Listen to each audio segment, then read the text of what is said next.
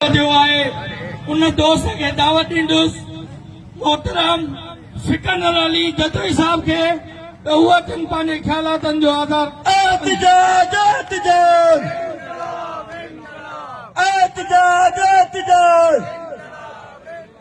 अंधन ॿारनि जी सरकार अंधन ॿारनि जी सरकार गुरु छो गबर खां गुरु छो गबर खां वठूं हक़ घोघे पिनण खां छिनण में मज़ो थो अचे बनिन लए वतन जी हदुनि लाइ हक़नि लाइ वेहण में मज़ो थो अचे सखर प्रेस क्लब जे अंगण ते वेठल एम्प्लॉइज़ अलायंस सखर जा अॻुवाण दोस्तो ऐं मुख़्तलिफ़ तंज़ीमनि जा उहिदेदार साथियो मौजवा के सलाम दोस्तो तव्हां असां जेके मुलाज़िम आहियूं 45 खातनि जा कुल पढ़ियल कढ़ियल माण्हू आहियूं पाण खे नज़म ज़ब्त जो मुज़ाहिरो बि करणु घुर्जे ऐं जेके मुलाज़िम आहियूं उहे पंहिंजनि ज़िलनि जा डिवीज़न जा मर्कज़ जा उहिदेदार आहियूं माना ज़िम्मेवार माण्हू आहियूं पंहिंजी ज़बान मां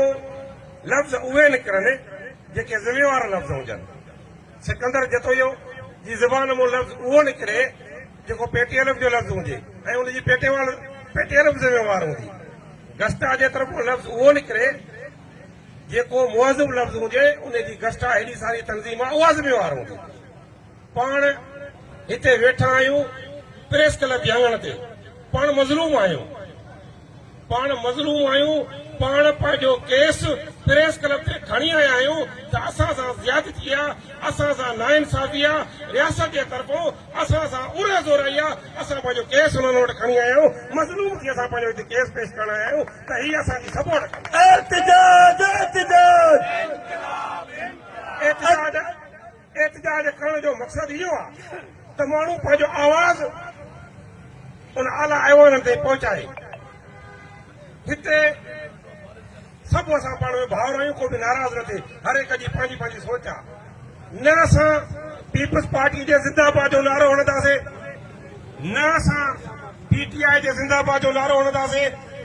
न असां मौलाना फज़ल रहमान जे ज़िंदाबाद जो नारो हणंदासीं न कंहिंजे मुर्दाबाद जो नारो हणंदासीं असांजो सियासत सां को बि तालुक़ कोन्हे को असां आज़ाद आहियूं न असां कंहिंजा अलाकार आहियूं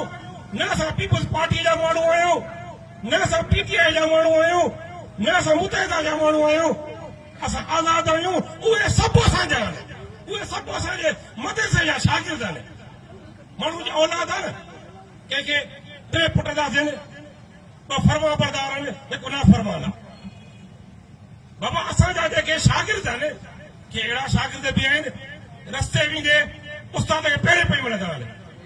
कहिड़ा नाफ़रमान शागिर्द बि आहिनि जेके मोटरसाइकिल मिटीअ में लाहे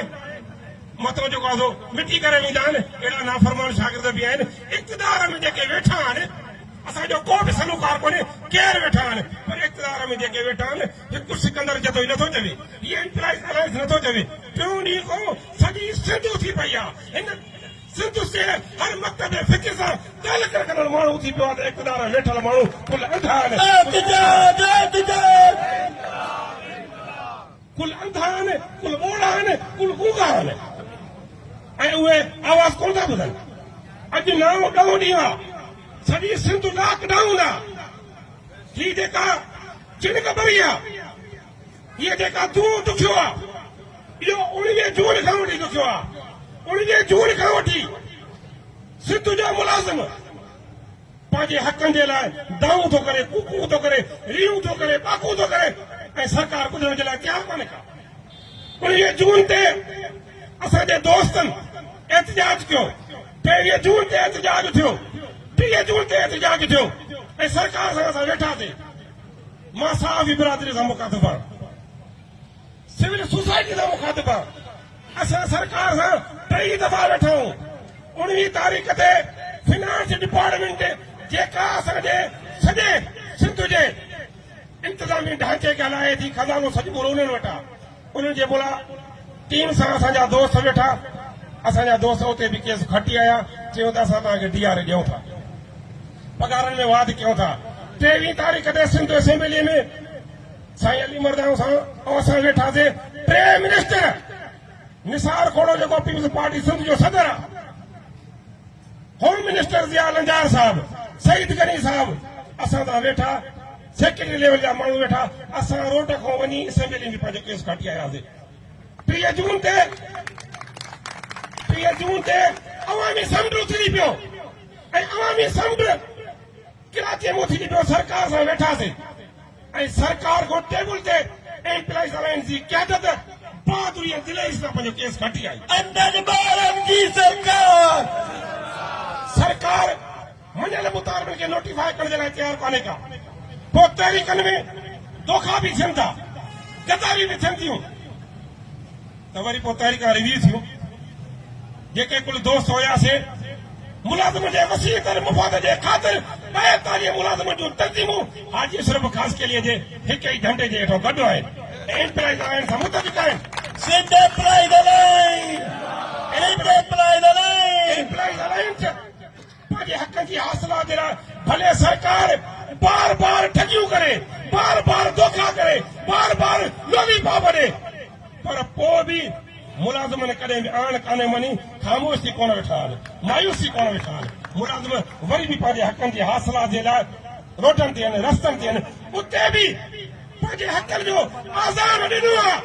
जिते मुल्क जी क़िस्मतुनि जा फ़ैसिला था थियनि इस्लामाबाद बि एम्प्लॉइज अलायंस वञी पंहिंजे मुलाज़िमनि जो केस पेश कयो आहे ऐं सरकार मुतालबा मञण जा पोइ बि तयारु न आहे अॼु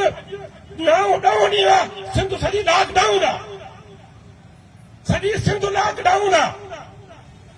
दोस्त चवंदा त को हिकिड़ो माण्हू किथे जे हिकिड़ी कॉलेज खुलियल आहे किथे को हिकिड़ो स्कूल खुलियल आहे किथे काई शइ खुलियल आहे अरे बाबा इहो त नबियुनि जे दौर में बि थियो जॾहिं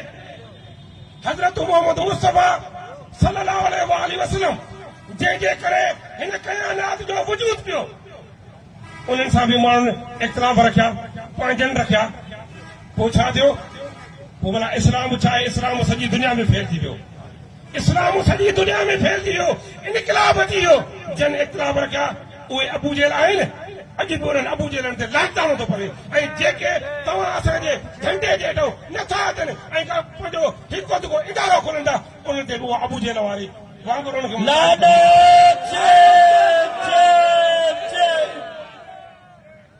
हज़रत नूह जो बेड़ो जंहिंमें सिर्फ़ 72 माण्हू हुया जे उहे हुजनि जेके मूंखे मञनि था जे इस्लाम ते ईमान आणनि था 72 माण्हू हुया ऐं उहे जेके चढ़िया बेड़े में उहे बची विया ॿिया त 100 जी तादाद में हुया न नाफ़रमान ना आल अॼु उनजो को तारीख़ में वजूद ई कोन्हे को तारीख़ वरी बि हज़रत नूह खे सोनेरी अरबनि सां लिखियल आहे ऐं हज़रत नूह जे 72 माण्हू वारो जेको बेड़ो हो उहो बचियो आहे सॼी दुनिया में अॼु उहो निमाया आहिनि निमाईंदा तव्हां असां जेके हिते कुल मौजूद आहियूं एम्प्लॉइज अलायंस जे प्लेटफॉर्म ते हुसैनी टोले जा माण्हू आहियूं हुसैनियत कल बि ज़िंदाबाद ही फिरोनियत कल बि मुर्दाबाद ही ऐं सुभाणे बि मुर्दाबाद जेको एम्प्लॉइज अलायंस जे झंडे जे हेठो आहे उहो हुसैनी टोले जो माण्हू आहे सच पुछो त एम्प्लॉइज अलायंस जी समूरी क़यादत करबला जे मैदान में टपो ॾिनो आहे हाणे तव्हां मोमिन माण्हुनि ते फर्ज़ थो आहे त 6 तारीख़ ते वधि में वधि कराचीअ में शामिल थी बाशऊर हुजण जो ऐं हुसैन हुजण जो मिसाल क़ाइमु कजो एहतिजाज असां सरकार खे चयोसीं हे असांजा मुतालबा DRA जेको वफ़ाक़ ॾिनो आहे वफ़ाक़ 3 दफ़ा DRA ॾिनो आहे जंहिं ते पहिरियों दफ़ो पंजाब अमल कयो KPK अमल कयो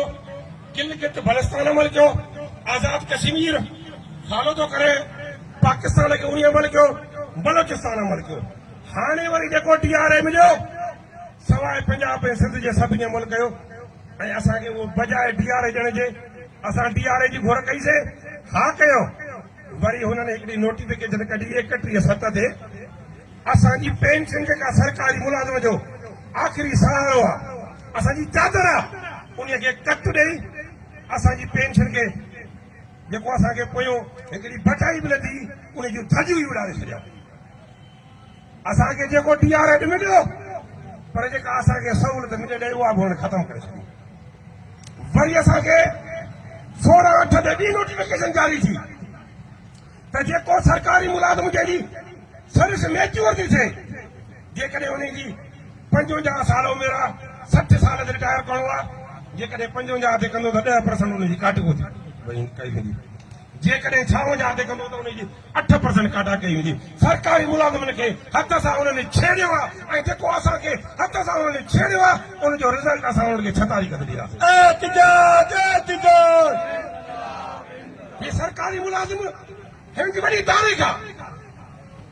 प्रोफेसर साहब MRD तहरीक जी ॻाल्हि कई साईं जेका MRD जी तहरीक हली जंहिंखे चयो थो वञे the movement of restoration of democracy उहा जॾहिं सिंध जे ऐं पाकिस्तान जे मुलाज़िमनि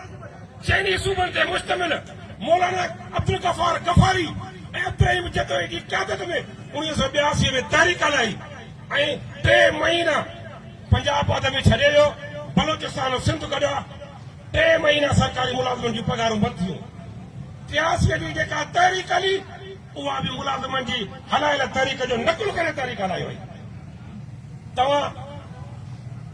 वन यूनिट जी ॻाल्हि कई वन यूनिट जी जेका तहरीक हली उन तहरीक में मुलाज़िमनि जेको किरदारु अदा कयो आहे उनखे बि सोनेरी अखरनि सां लिखियो वियो आहे उन खां अॻु में ही जेके वोटर लिस्टियूं उर्दू में हुयूं सिंध जे अदीब अदबी संघ जे प्लेटफॉर्म तां तहरीक जो आगाज़ कयो उन सां सिंध जे उस्तादनि सिंध जे मुलाज़िमनि भरपूर नमूने सां किरदारु अदा करे उन वोटर लिस्ट खे बि सिंधीअ में शाया करायो कालाबाग डैम जे मसइले ते बि सिंध जे उस्तादनि सिंध जे मुलाज़िमनि पाण मल्हायो सिंध खे जॾहिं आदमशुमारीअ जे ढोंग सां अक़लियत में तब्दील करण जी कोशिशि कई वई त उन वक़्तु बि गस्टा PTLF प्रोफेसर लेक्चरर एसोसिएशन सभिनी पंहिंजो इजलास घुरायो मुस्लिम कॉलेज में ऐं उन्हनि पंहिंजे ज़िलनि ते फ़ैसिलो लाथो त हर हिकु दोस्त पंहिंजे पंहिंजे तालुकनि जी मीटिंग घुराए बिना मुआवज़े जे असांखे मुआवज़े जी ज़रूरत कान्हे का सिंध जे माण्हुनि खे अक़लियत खां बचाइण जे लाइ सही अंग अखर पेश कनि ऐं 1992 में सही अंग अखर पेश कया विया जेके हिन महिल ताईं पाकिस्तान जी गवर्नमेंट क़बूल ई नाहे कयो एहतजाज एहतजाज सिंध जे मुलाज़िमनि बबूले में एहतजाज थियो वकीलनि एहतजाज जो ऐलान कयो जंहिं जी प्रेस कॉन्फ्रेंस कयो असां गॾिजी वञूं था प्रेस कॉन्फ्रेंस ते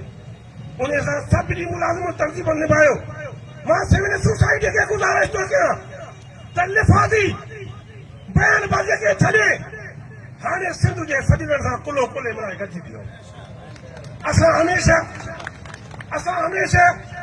सिंध धरतीअ ते ईंदड़ हर ॾुखे वक़्त में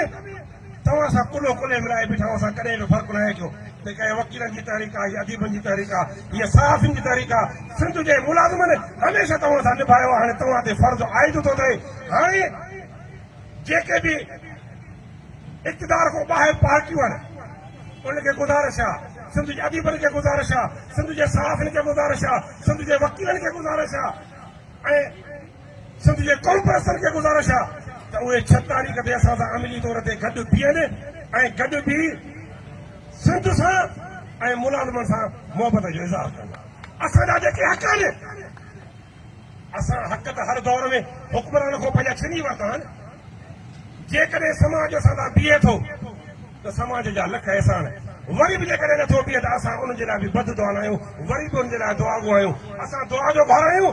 असां कल्ह बि कंहिंखे अकेलो कोन छॾियो हुजे वरी बि जेकॾहिं समाज में को मज़लूम माण्हू को मिसकीन माण्हू को सतायल माण्हू को ॾुखायल माण्हू को बुखायल माण्हू को छॾियल फटियल तबिके जो माण्हू वरी बि रोड ते आयो त मुलाज़िम वरी बि उन सां कुलो कुलो मिलाए गॾिजी अंदर ॿारनि जी सरकार असांजा मुतालबान त असांखे DRA ॾियो जेको वफ़ाक़ी गवर्नमेंट पाण ऐलान कयो आहे ऐं असांजो मुतालबो आहे त पघारनि में महांगाई जे मुनासिबत सां 70% इज़ाफ़ो कयो असांजो मुतालबो आहे त असांखे ग्रुप इंश्योरेंस ॾियो ग्रुप इंश्योरेंस जो फ़ैसिलो सुप्रीम कोर्ट ऑफ पाकिस्तान ॾिनो आहे जंहिं ते ॿ सूबा अमल था कनि KPK में ग्रुप इंश्योरेंस मिले थो जीअं रिटायर माण्हू करे थो तीअं